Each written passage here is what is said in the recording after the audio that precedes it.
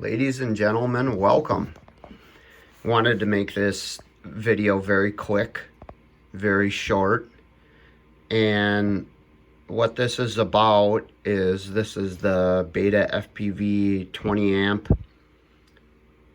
20A-AIO version 3, and it's advertised to have 3 UARTs, and when I got it in, and you can see the build's not completely done yet because I wanted to get this to work. I bought this board because it said it had 3 UARTs, and then I hooked it up and went into the ports tab and it said soft serial, and I hadn't had experience with it before, so we're gonna go through the process of getting your receiver to run off this extra port and getting it working.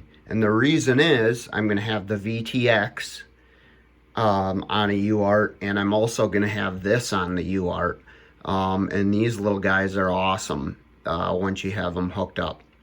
So R-XSR on TX6, and I'm using the uninverted pin, and you can see that I've got the inverted pin soldered at first because I did a firmware update using serial pass-through. JB's got a video on that. You can watch that. That's a whole other story. So what you got to do is in the configuration tab in Betaflight, if it isn't enabled, you got to enable soft serial. That's the first step.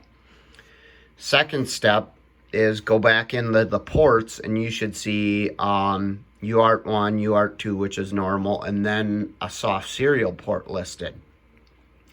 So click on that for enable serial RX, that little slider.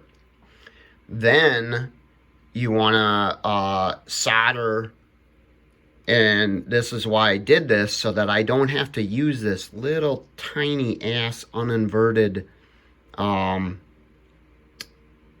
smart port pin on the R-XSR. I can use the actual plug here, because the plug puts out an inverted signal.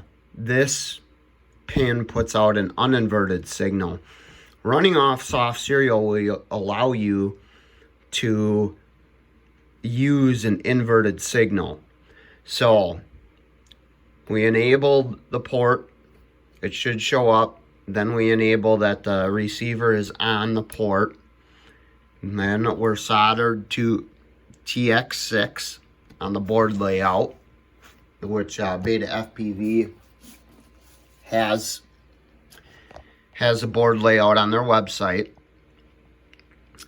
And then you also have to go into the command line and run set serial RX inverted equals on, and then you should be good.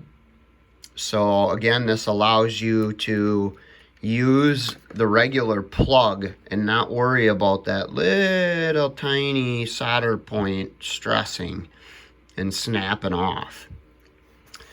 So that's it, and I'm going to finish this build of the Twig XL with the BetaFPV 20A-AIO V3. Thank you.